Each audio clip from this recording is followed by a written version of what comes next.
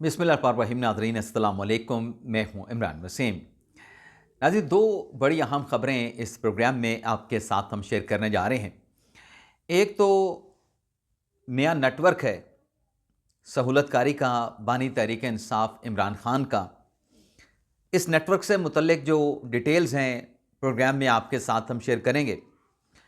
दूसरी खबर, साबिक DGISS जनरल फैज़ हमीद, जिनकी कोर्ट मार्शल प्रोसीडिंग चल रही है मिलिट्री कोर्ट में, field general court martial proceeding में, उसका फैसला कब आएगा, इस खबर की डिटेल भी वीडियो लॉग में आपके साथ हम शेयर करेंगे। कुछ और भी अहम डेवलपमेंट्स हैं। इमरान खान साहब का सफारशी कौन निकला, मोहसिन नकवी साहब के हवाले से अहम खबर है। कुछ और अहम हैपनिंग्स हैं, उनकी तफसीलात भी आगे चल के आपकी खिदमत में पेश करेंगे। लेकिन प्रोग्राम का आगाज़ करने से पहले एक तो आपसे चैनल सब्सक्रिप्शन की दरख्वास्त करेंगे कि जिन दोस्तों की जानिब से अभी तक हमारे चैनल को सब्सक्राइब नहीं किया गया, उनसे दरख्वास्त होगी कि चैनल को सब्सक्राइब कर लें, बेल आइकॉन का बटन प्रेस करें। वीडियो पसंद आए तो इसे लाइक और शेयर ज़रूर करें। प्रोग्राम के आगाज़ में दो सहाफ़ियों से मुतल्लिक, दो नामवर सहाफ़ियों से मुतल्लिक दो मुख्तसर ख़बरों की डिटेल मैं आपकी खिदमत में पेश करूँगा। एक तो फ़रहान मलिक, जिन्हें कराची में FIA की जानिब से हिरासत में लिया गया, उनका जिस्मानी रिमांड हासिल किया गया। आज उस केस के ख़िलाफ़ फ़रहान मलिक की जो दरख्वास्त थी FIA के मुकदमे के ख़िलाफ़, FIA की गिरफ़्तारी के ख़िलाफ़, उसकी सिंध हाई कोर्ट में समाअत हुई है। मोइज़ जाफ़री साहब पेश हुए और मोइज़ जाफ़री साहब ने जो दलाइल दिए उसका सिर्फ क्रक्स मैं आपके सामने रखूँगा। लेकिन अदालत ने फ़रहान मलिक की इस दरख्वास्त पे जो मुतलका फ़रीक़ैन हैं उनको नोटिस करके उनसे जवाब तलब कर लिया है। हुक्म इम्तना की दरख्वास्त थी कि FIA को इस केस में फ़रहान मलिक के ख़िलाफ़ कार्रवाई से रोक दिया जाए। हुक्म इम्तना की दरख्वास्त अदालत ने मुस्तरद कर दी है, उसको इंटरटेन नहीं किया गया। अब मोइज़ जाफ़री साहब, आप उनको सोशल मीडिया पर भी देखते हैं, नामवर वकील हैं। दलील उन्होंने अदालत के सामने क्या रखी कि अगर हुकूमती सरबराहान इदारों के सरबराहान के ख़िलाफ़ बात करने पर मुकदमात बनने लगे तो फिर तो हर शख्स के ख़िलाफ़ मुकदमा बनेगा। अब नाज़रीन, कैसे मुनफरद दलील है, दोबारा रिपीट कर देता हूँ। अगर हुकूमती सरबराह इदारों के सरबराहान के ख़िलाफ़ बात करने पर मुकदमात बनने लगे फिर तो हर शख्स के ख़िलाफ़ मुकदमा बनेगा, हर एक के ख़िलाफ़ बात करने पर मुकदमा बनेगा। अब मुझे इसमें कोई लॉजिक नहीं नज़र आ रही। एक दलील ज़रूर हो सकती है। देखें, अगर आप किसी के ख़िलाफ़ गलत बात करें, मुझे नहीं पता फ़रहान मलिक साहब के ख़िलाफ़ केस क्या है, लेकिन मैं इस दलील की बात कर रहा हूँ। आप एक झूठा, बोगस, बेबुनियाद, घटिया कोई इल्ज़ाम किसी हुकूमती वज़ीर पे, वज़ीर आज़म पे, हुकूमती सरबराह पे, किसी इदारे के सरबराह पे आप लगा दें तो क्या उसकी पकड़ धक्कर, उसके कोई बाज़ पुरस, उसकी कोई अकाउंटेबिलिटी, कोई एहतसाब नहीं होना चाहिए? होना चाहिए। मुझे तो ये दलील बहरहाल कोई लॉजिकल नहीं लगी, लेकिन बहरहाल अदालत ने, सिंध हाई कोर्ट ने नोटिस करके जवाब तलब कर लिया है। दूसरा मुकदमा, अहमद नूरानी साहब के जो भाई लापता हैं। मेरा मौक़िफ़ जानेंगे तो बिल्कुल मैं यही कहूँगा कि जो शख्स भी लापता है उसकी बाजियाबी होनी चाहिए, उनको घर में आना चाहिए। इल्लीगल कन्फाइनमेंट में किसी को नहीं रखा जा सकता, किसी को गैर कानूनी तौर पे आप लापता, मिसिंग नहीं कर सकते, तहवील में नहीं रख सकते। अब इस केस में अहमद नूरानी साहब के जो दो भाई हैं जो कि लापता हैं, इल्ज़ाम ये है कि सिक्योरिटी एजेंसियों ने उन्हें उठाया है और लापता कर दिया है। आज जो हाई कोर्ट में समाअत हुई है, हाई कोर्ट की आज की समाअत के बाद जो जज साहब थे इस्लामाबाद हाई कोर्ट के, जस्टिस इनाम अमीन मिन्हाज साहब, उनको निशाना बनाया जा रहा है कि जज साहब ने FIR के इंदराज का हुक्म क्यों नहीं दिया। अब ये जिनकी चीखें निकल रही हैं उसमें हमारे साफ़ी दोस्त भी हैं, साफ़ी भाई भी हैं। सीधी सादी सी नाज़रीन बात है कि ये जो दरख्वास्त अहमद नूरानी साहब के भाइयों की बाजियाबी की है, क्या ये मुकदमे के इंदराज की दरख्वास्त है? अगर तो मुकदमे के इंदराज की दरख्वास्त है फिर तो आप जज साहब से शिकवा करें, जज साहब पे तनकीद करें कि आपने मुकदमे के इंदराज का हुक्म क्यों नहीं दिया। अगर ये हैबियस कॉर्पस की दरख्वास्त है, जो लापता हुए अफराद हैं उनकी बाजियाबी की दरख्वास्त है, तो इसमें मुकदमे के इंदराज की डायरेक्शन क्या होगी, क्या अख्तियार है, इसमें मामलात कैसे चलते हैं? तो कानूनी तौर पे तो अभी तो अदालत की तरफ से SHO को मौका दिया जा रहा है कि इन बच्चों के, इन अफराद के, पाकिस्तानी शहरियों के जो वेयर अबाउट हैं पता करके 2 दिन के बाद आप रिपोर्ट दें, बसूरत दीगर अगर कोई प्रोग्रेस नहीं होती तो फिर हम आपके आईजी को बुला लेंगे। और जज साहब ने यह भी कहा कि कोई ऐसा ऑर्डर पास नहीं करूंगा जिस पर अमल ना हो सके। अब ये जज साहब क्यों कह रहे हैं? जज साहब ये कह रहे हैं कि ऐसा कोई ऑर्डर जो कानून इजाज़त ना देता हो, ऐसा कोई ऑर्डर पास नहीं करूंगा, क्योंकि जब कानून से हट के ऑर्डर पास होता है तो सामने वाला अगर अड़ जाए तो फिर अड़ जाता है। हमने देखा है रिसेंट पास में। हाँ, कानून के मुताबिक ऑर्डर है, उस पर अगर अमल दरामद ना हो तो फिर कंटेम्प्ट की प्रोसीडिंग भी हो सकती है। बाकी मैंने कहा कि अहमद नूरानी साहब के भाई लापता हुए हैं, अगवा हुए हैं, उठाए गए हैं, जो भी मामला है उनकी बाजियाबी होनी चाहिए। इस हवाले से अदालती अहकामात, अदालती डायरेक्शन या अदालत का जो एक प्रेशर होता है वो बरकरार रहना चाहिए। अब आ जाते हैं जो फैज़ हमीद साहब से जुड़ी जो अहम खबर है, वो खान साहब से भी जाके कनेक्ट करती है। फैज़ हमीद साहब, नाजरीन, आपको पता है कि उनके खिलाफ 3 केसेस चल रहे हैं। एक केसेस टॉप सिटी वाला, दूसरा जो मुकदमा फैज़ हमीद साहब के खिलाफ है वो पोस्ट रिटायरमेंट के बाद की पॉलिटिकल एक्टिविटीज़ में अपने आप को इंडल्ज करना, अपने आप को इन्वॉल्व करना। तीसरा जो केस है फैज़ हमीद के खिलाफ वो है 9 मई की उनकी मुबैना इन्वॉल्वमेंट। और चौथा एक और केस भी है, लेकिन अभी वो केस नहीं है, वो आप यूं समझें कि इब्तदाई सतह पे है। एक शक है, एक शुबा है कि शायद इमरान खान साहब का कोई गैर मुल्की सिफारशी भी है। लेकिन आज जो पहला केस है टॉप सिटी वाला फैज़ हमीद के खिलाफ, उस केस से मुतल्लिक नाज़रीन ज़रा ये बताते हैं कि उस केस में जब डिसीजन सुनाया जाएगा, जब फैसला, उस केस में तो ट्रायल चल रहा है, उस केस में ट्रायल का कोई इशू नहीं, क्योंकि उसमें कोई सिविलियन इन्वॉल्व नहीं है। उसमें एक ही मुल्ज़म है और फैज़ हमीद साहब हैं। अगर कोई दूसरा मुल्ज़म है तो उसका ताल्लुक भी इदारे के साथ है। यानी सुप्रीम कोर्ट में जो सिविलियन के मिलिट्री कोर्ट ट्रायल से मुतल्लिक जो प्रोसीडिंग चल रही है, उसका इस टॉप सिटी केस के साथ किसी किस्म का कोई डायरेक्टली इनडायरेक्टली लिंक नहीं बनता है। तो उस top city court martial proceeding से मुतल्लिक या फील्ड जनरल कोर्ट मार्शल से मुतल्लिक ज़रा ये बताते हैं कि उसमें जो भी फैसला होगा, थोड़ी सज़ा होती है, फैज़ हमीद साहब को ज़्यादा सज़ा होती है, लेकिन ज़राए का ये दावा है कि टेक्निकली कि वो केस उसमें मिलिट्री कोर्ट का फैसला अनाउंस होने के बाद उसे सिविल कोर्ट में भेज दिया जाएगा। बाकी प्रोसीडिंग यानी फील्ड जनरल कोर्ट मार्शल के बाद बाकी जो कार्रवाई है वो सिविल कोर्ट में होगी। इसी तरीके से नाज़रीन, माफ़ी चाहता हूँ आपसे, जो दूसरा केस है इमरान खान के खिलाफ, अपना फैज़ हमीद साहब के खिलाफ, रिटायरमेंट के बाद पॉलिटिकल एक्टिविटीज़ में मुबैना तौर पे ख़ुद को इंडल्ज करने का, उससे मुतल्लिक जो चीज़ें सामने आईं मुबैना तौर पे कि एक सियासी जमात के साथ राब्ते, एक सियासी जमात के अक्सरियती रहनुमाओं के साथ राब्ते, मशवरे देना, उधर से मशवरा मांगा जाना, पूछा जाना, बताया जाना, कॉल करना, कॉल लॉग का मौजूद होना, और भी बहुत सारी चीज़ें मौजूद हैं। और जो 9 मई वाला इशू है, उनसे मुतल्लिक नाज़रीन ज़रा ये दावा करते हैं कि जो सुप्रीम कोर्ट में सिविलियंस के मिलिट्री कोर्ट वाला जो मुकदमा है, जिस पर 7 रुकनी लार्जर बेंच ने, कॉन्स्टिट्यूशन बेंच ने जो केस की समाअत है उसे 7 अप्रैल तक मुलतवी किया है।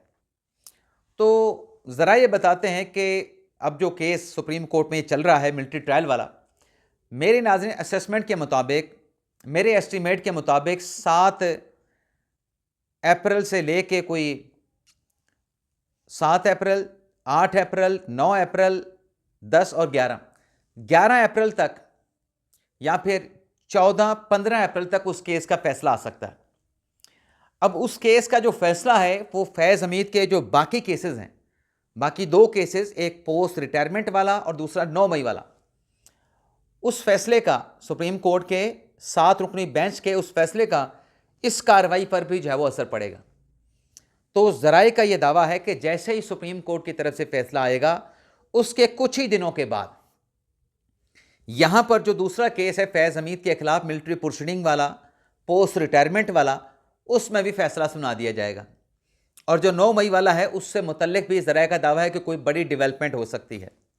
लेकिन ज़राए का ये भी कहना है कि सुप्रीम कोर्ट का फैसला आने के बाद मिलिट्री कोर्ट से मुतल्लिक ये मामला इमरान खान साहब के साथ भी कनेक्ट हो सकता है। क्योंकि पोस्ट रिटायरमेंट की जो पॉलिटिकल एक्टिविटीज़ हैं उसका बेनिफिशरी कौन है, इमरान खान साहब का क्या राब्ता था, इमरान खान साहब क्या बता रहे थे, पैगामात पहुंचा रहे थे, और फिर 9 मई में उनका कितना रोल है, फैज़ हमीद का, पीटीआई के लोगों का कितना रोल है, इमरान खान साहब का कोई रोल है या रोल नहीं है, उनसे मुतल्लिक भी कोई हैपनिंग हो सकती है। यानी ये मामला कनेक्ट हो सकता है पीटीआई और बानी तहरीक इंसाफ इमरान खान के साथ। मैं तो एक पॉसिबिलिटी की बात कर रहा हूँ, बताने वाले तो बड़ी कन्फर्मेशन के साथ बताते हैं, बड़ी तस्दीक के साथ बताते हैं कि ये होना ही होना है, इसमें इमरान खान और तहरीक इंसाफ आनी ही आनी है, क्योंकि ताने बाने जाके जुड़ते और मिलते इन्हीं के साथ हैं। लेकिन हम फिर भी मोहतात रवैया रख रहे हैं। लेकिन एक और बात भी नाज़रीन बताई गई है, वो ये है कि एक चौथा एलिमेंट भी है। कहीं ना कहीं ये शक व शुबा पाया जाता है दूसरी साइड पे, कंट्रोल टावर या पिंडी की साइड पे, कि इमरान खान साहब का कोई गैर मुल्की सिफारशी भी है, और वो सिफारशी पाकिस्तान में मुतहरक भी रहा।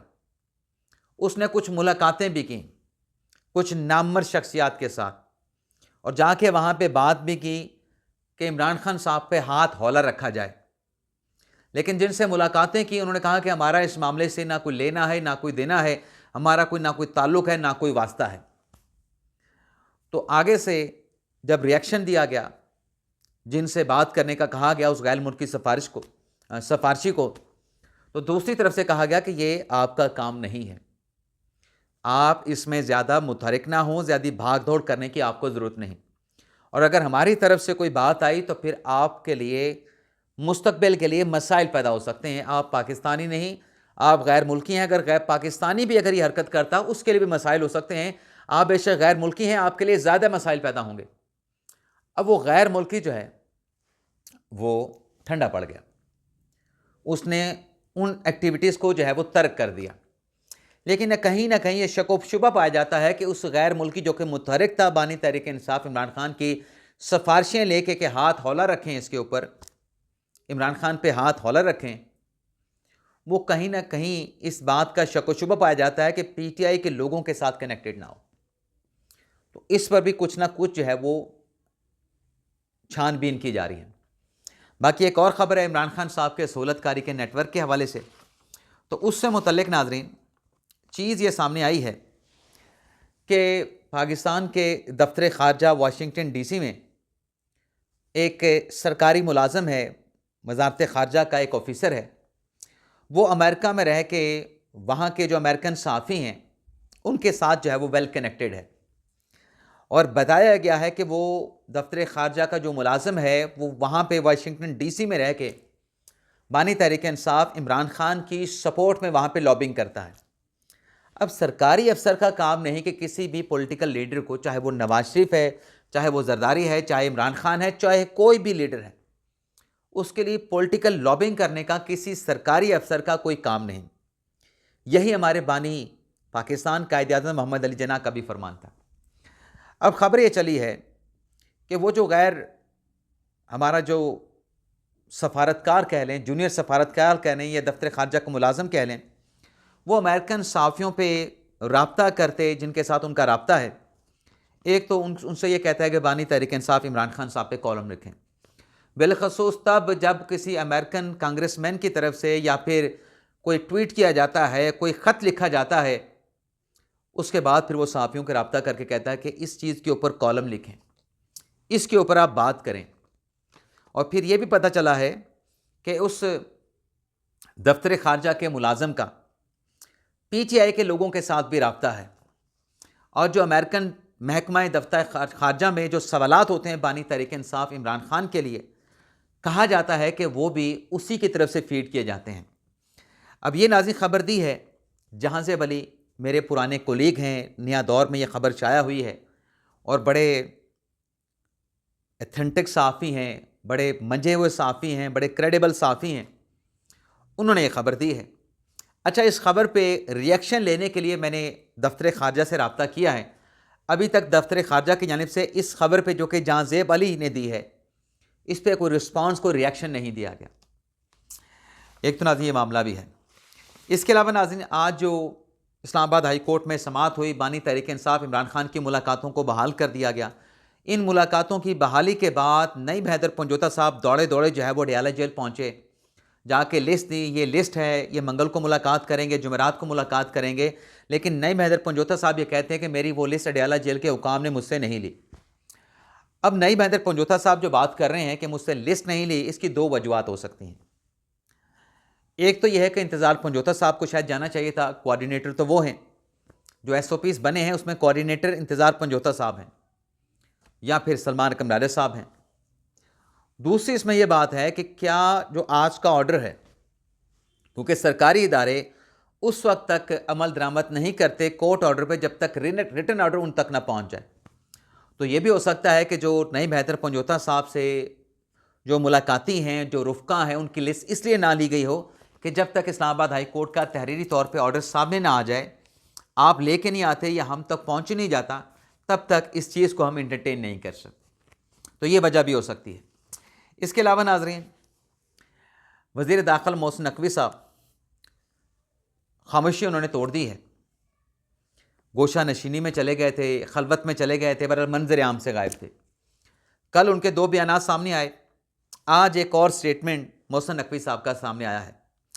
जो DG खान में फितना खवारिज की तरफ से हमला किया गया, जिसे पंजाब पुलिस की जानिब से नाकाम बनाया गया, पंजाब पुलिस की इस कारकर्दगी पे मोहसिन नकवी साहब ने ट्वीट किया है और पंजाब पुलिस की जुर्रत और बहादुरी पर और फितना खवारिज के इस हमले को नाकाम बनाने पे उनको खराज तहसीन पेश किया गया है, उनकी जो है वो तारीफ़ की गई है। अब नाज़रीन, जो दहशतगर्दी के हमले होते हैं, इसमें हम बात तो करते हैं कि फ़ौज ये ख़त्म क्यों नहीं कर पाती। ये दरअसल पुलिस का काम है, फ़ौज का काम दिफा करना है। अगर किसी शहर में कोई दहशतगर्दी का वाक़या होता है, उसके साथ कम्बैट करना, उसके साथ लड़ना पुलिस की ज़िम्मेदारी बनती है। लेकिन उसके लिए ज़रूरी है कि पुलिस की कैपेसिटी बिल्डिंग भी की जाए। यही तो बार बार अस्करी इदारे एस्टेब्लिशमेंट ये बात करती है कि खैबर पख्तूनख्वा में CTD के डिपार्टमेंट को अपग्रेड नहीं किया गया, बलूचिस्तान में नहीं किया गया, जिसकी वजह से दहशतगर्दी के ख़िलाफ़ जो नेशनल एक्शन प्लान बना था उस पर मुकम्मल तौर पर अमल दरामद नहीं हो सका। आज देखें, जो बन्नू में दोबारा वाक़या पेश आया, दो नौजवान मोटरसाइकिल पर जा रहे हैं, उनको रोका गया बन्नू कैंट में दाखिल होने से, क्योंकि सिक्योरिटी सख्त कर दी गई। आमदोरफ्त जो है वो रोकी गई थी, लेकिन वो नहीं रुके, पहली चौकी को क्रॉस कर गए, हवाई फायरिंग की गई। हवाई फायरिंग के बाद भी वो नहीं रुके तो फिर एक को गोली मारी गई, दूसरा जो है वो गिरफ्तार कर लिया गया। उसके बाद अब प्रोपेगेंडा किया जा रहा है कि आम शहरियों को जो है वो मार दिया गया। भाई, आम शहरियों को जब रोका गया था वो क्यों नहीं रुके? आम शहरी तो इस तरीके से फिर कैंटोनमेंट के एरिया में दाखिल होने की कोशिश न करेंगे कि तमाम जो डायरेक्शंस हैं, तमाम जो अहकामात हैं, उसको भलाए ताक रख के आप चौकियों को क्रॉस करें। आप वहाँ पे हवाई फायरिंग करके ऐलान करके आपको रोका जा रहा है, आप उस पर भी ना रुकें और अपना मोटरसाइकिल दौड़ा के, जब चंद दिन पहले ये अफसोसनाक वाक़या 4 मार्च को पेश हो चुका है। और जैसे मैंने आपको बताया कि उस 4 मार्च के वाक़ये के बाद जो जाने वाले जो रास्ते हैं बन्नू कैंट की तरफ, वहाँ पे सिक्योरिटी टाइट कर दी गई है। आमदोरफ्त के लिए वो रास्ता रोक दिया गया है। तो अगर कोई नौजवान वहाँ पे आता है और उसको रोका जाता है तो फिर उसको रुकना चाहिए। और ये सबके लिए पैगाम है, जब आपको पुलिस फोर्स वाला रुके, सिक्योरिटी फोर्स वाला रुके और एक ऐसी जगह पे जहाँ पे जाने की मुमानत है, तो हमें वहाँ पे ज़िद करने के बजाय, कोई एडवेंचर करने की बजाय, अपनी मनमर्जी करने के बजाय वहाँ पे रुक जाना चाहिए। तो ये था नाज़रीन आज का हमारा वीडियो लॉग। आपसे इजाज़त चाहते हैं। अल्लाह ताला हम सब का हामी नासर हो। अपनी ढेर सारी दुआओं में याद रखिएगा। अल्लाह हाफिज़।